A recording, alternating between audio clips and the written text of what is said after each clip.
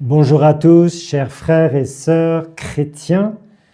Nous terminons cette semaine, la grande semaine de l'unité, telle que l'Église nous invite et nous a invités à la vivre.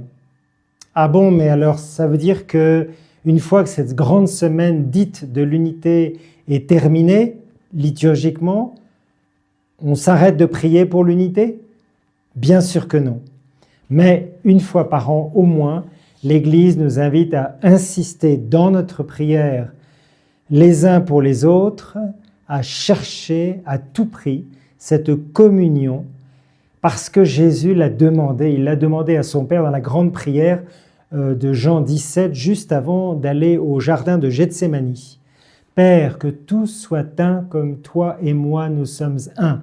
Et ça revient plusieurs fois dans cette grande prière où Jésus nous livre les désirs de son cœur. Il y a au moins une dizaine de désirs explicites dans cette prière de Jean 17 que le Christ nous offre en parlant à son Père, en priant son Père. Alors, petite question. Connaissez-vous sur la terre, peut-être autour de vous, des couples, des amis qui n'ont jamais eu de dispute? Où apparemment, à chaque fois que vous les voyez, vous les visitez, il y a une parfaite communion entre eux. Jamais de dispute. Est-ce que ça existe? Est-ce qu'il y a une famille au monde, peut-être à part la famille de Nazareth évidemment, entre Jésus, Joseph et Marie? Existe-t-il des familles au monde où il n'y a jamais le moindre problème de relation? Jamais de dispute. Est-ce que ça existe? Connaissez-vous des collègues de travail où dans leur lieu de travail, il y a une parfaite harmonie, parfaite unité, jamais de conflit?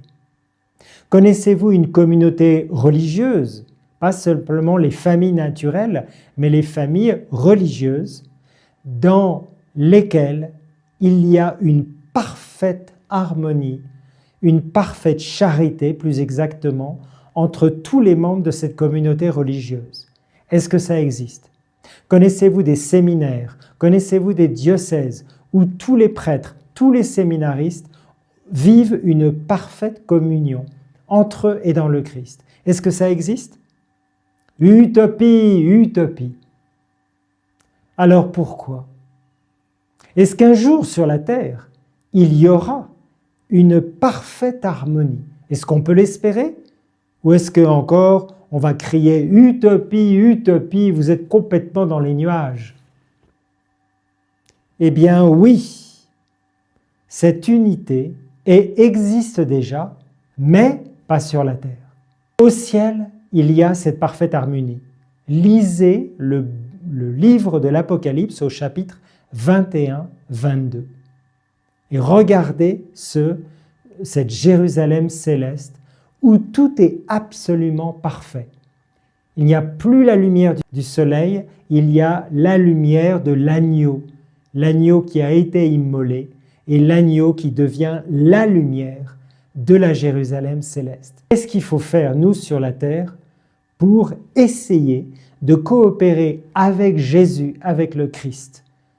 Alors bien sûr, on peut au niveau humain aller voir des psychologues pour régler nos problèmes de couple, nos divisions dans la famille, etc. On peut prendre des moyens humains.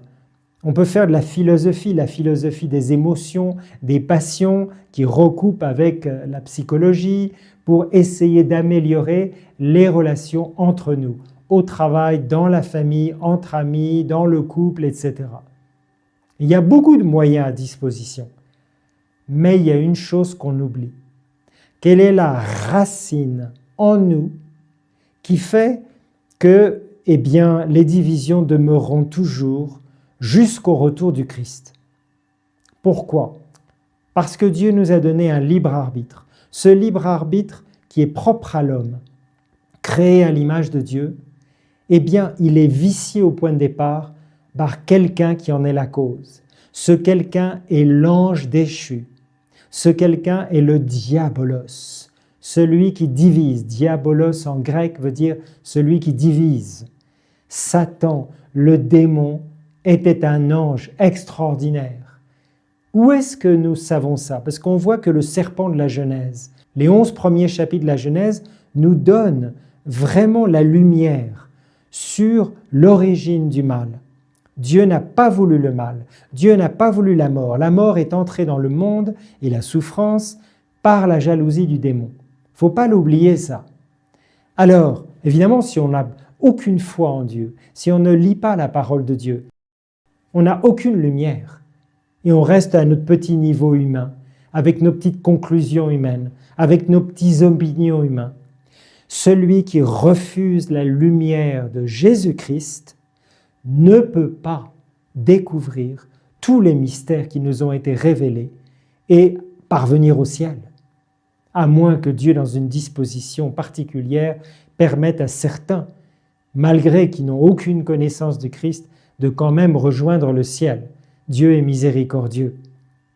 Mais pour ceux d'entre nous qui connaissent Jésus, qui connaissent les évangiles, qui ont lu la parole de Dieu, qui ont lu la Bible, peut-être de la première à la dernière page, ils savent bien que l'origine du mal, l'origine de toutes les divisions, c'est le Satan.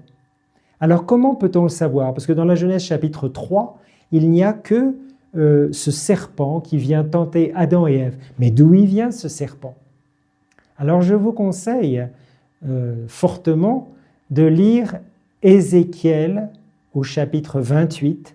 Il y a quelques versets là qui expliquent l'origine du mal dans sa cause. Et puis Isaïe 14, surtout Isaïe 14, 14, etc.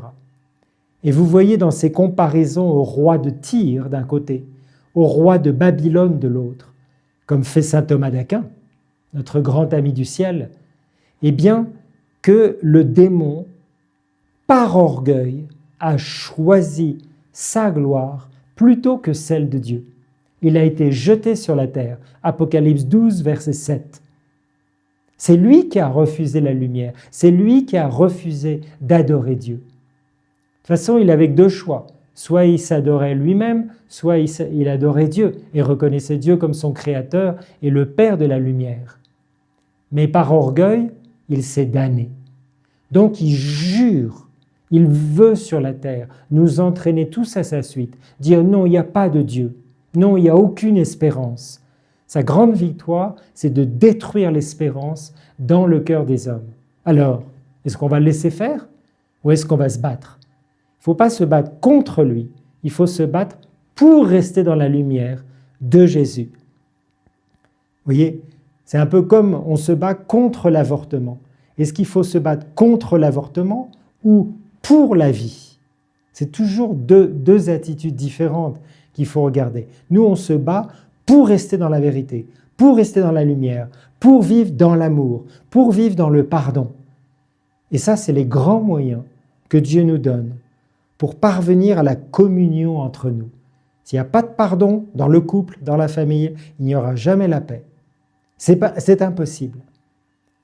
Si quelqu'un m'a fait quelque chose qui me blesse, et on a tous blessé d'autres personnes, et d'autres personnes nous ont blessés, s'il n'y a pas de pardon profond, en priant pour la personne qui nous a fait telle ou telle chose, il n'y aura pas de paix dans notre cœur. Le pardon débloque tout, mais sans le pardon, on reste emmuré dans son ressentiment, dans sa douleur, dans sa blessure. Est-ce que nous croyons qu'un jour cette paix et cette communion sera possible? Oui, au ciel. En attendant, sur la terre, quelle est notre responsabilité? Eh bien, notre responsabilité, c'est de lire la parole de Dieu, c'est de prier les uns pour les autres, c'est de se pardonner, c'est de recevoir le sacrement du pardon, d'aller communier ensemble, d'aller adorer ensemble Jésus dans l'Eucharistie. Dans la seconde lecture, saint Paul nous dit bien « Je vous exhorte au nom de notre Seigneur Jésus-Christ, ayez tous le même langage, qu'il n'y a pas de division entre nous, soyez en parfaite harmonie. » Saint Paul, il lutte pour l'unité. Alors, dans l'Évangile, on voit bien que Jésus est la grande lumière qui nous permet de ne pas rester dans les ténèbres. C'est dans l'Évangile de Matthieu au chapitre 4 qui nous est donné en ce 3e dimanche. Je vous laisse le lire, mais je vous pose une question. Pourquoi Jésus, après 40 jours de désert, après la mort de Jean-Baptiste, commence à prêcher et en même temps appelle tous ses disciples. Les premiers apôtres, des pécheurs. Comme dit saint Augustin, il n'a pas appelé des sénateurs, des rois, des gens très brillants. Il a pris des pauvres types, des pauvres. Et il les a pris dans leur travail pour leur montrer peut-être que l'appel de Dieu est au-delà de tous nos jobs, tous nos travails, tous nos loisirs. L'appel de Dieu, c'est l'appel à la sainteté, l'appel à voir Dieu un jour et à entraîner les autres vers le ciel. Comme a dit le curé d'Ars à ce petit garçon qui lui a indiqué, quand il est arrivé au village d'Ars, le chemin de l'église, eh bien, le curé d'Ars lui a dit « Moi, je te montrerai le chemin du ciel ». Essayons avec les apôtres, dans l'humilité du cœur, de suivre Jésus, de l'imiter, d'avoir les mêmes sentiments du cœur de Jésus. Et alors, il y aura la paix, la communion. Prions les uns pour les autres et passons du temps dans la prière auprès du Saint-Sacrement et sans oublier le rosaire avec notre Mère qui nous éclaire toujours si on le lui demande. Que Dieu vous bénisse tous.